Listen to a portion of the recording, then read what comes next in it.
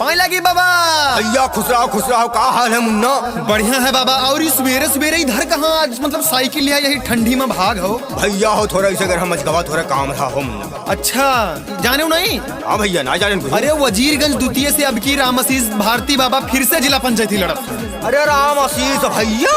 हाँ अच्छा हाँ तो हम कल यहाँ गन्ना मजगो कोरिया। हाँ तो हुआ से लौटा रहन बस सारे लड़के का हाथ रहे है हाँ। कि अब की जिला पंचायत फिर से राम आशीष भारती भैया का बनावा है। हाँ तो बनावे का भैया यार। जितना बूढ़ बुजुर्ग है माथेपुर ढोढ़िया पारा पेड़ राही के हाँ। सब यहाँ का हाथ रहे।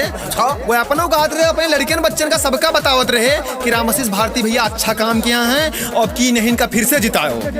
हाँ भैया तो उन्हों का जिला से जिला पंचायत उन्होंने जिता दिए खाए। हाँ रामपुर खराटा सुहागपुर डल्लापुर में ये सब नीक काम किया है ये सब गाँव में यहाँ। हाँ अरे वजीरगंज द्वितीय तो है भैया। हाँ वजीरगंज द्वितीय से कल यहाँ बड़ई पारा से लौटा रहे ऐसे तो हुआ ऐसे बढ़ के भैया और बाबा ऐसे सभी मिल गए। हाँ मुन्ना हुआ वैसे चुनाव का माहौल कैसे बात होए लाग तो जहाँ देखो तहाँ ऐसे राम आशीष भारती भैया का यही लहर चलत थी। अच्छा हाँ अब की नहीं जी यही जीती हैं।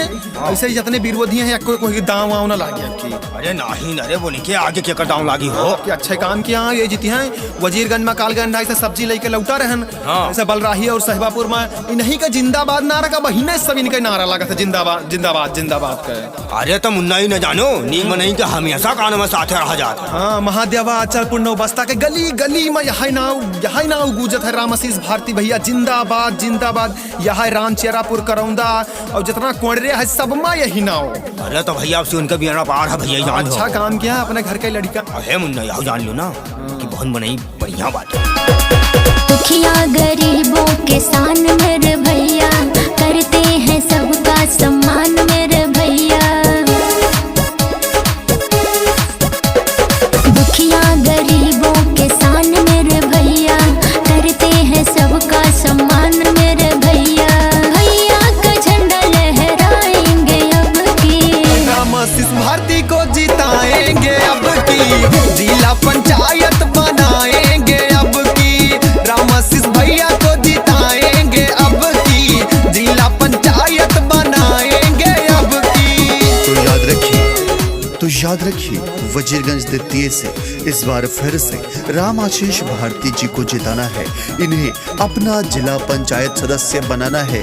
जन जन की है यही पुकार। राम आशीष भारती फिर से इस बार राम आशीष भारती जी को भारी मतों से जिताइए वजीरगंज द्वितीय से।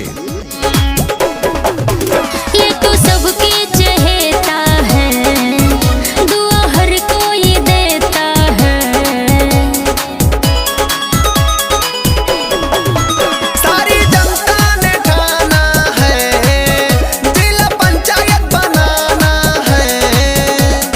धोखे में किसी के ना आएंगे अब के राम आशीष भारती को जिताएंगे अब की जिला पंचायत बनाएंगे अब की। राम आशीष भैया को जिताएंगे अब की जिला पंचायत बनाएंगे अब की। तो याद रखिए वजीरगंज द्वितीय से फिर से राम आशीष भारती को जिताइए। जन जन के चहेते जन जन के दुलारे सुख दुख में आप सबके काम आने वाले राम आशीष भारती जी को फिर से जिताइए। गाँव गाँव यही नारा लगे नाम सबको ये प्यारा लगे। वजीरगंज द्वितीय से चुनाव रण में ये है फिर से। घूम घूम सबसे बताएंगे अब के राम आशीष भारती को जिताएंगे अब की जिला पंचायत बनाएंगे अब की। राम आशीष भैया को जिताएंगे अब की जिला पंचायत बनाएंगे अब की। राम आशीष भारती जी का कहना है वोट नहीं कर्ज मांगते हैं ब्याज सहित लौटा देंगे। जहां आपका बहे पसीना अपना लहू बहा देंगे। तो याद रखिए राम आशीष भारती जी को फिर से जिताना है। चाचा चाची ने ठाना है दादा दादी ने ठाना है।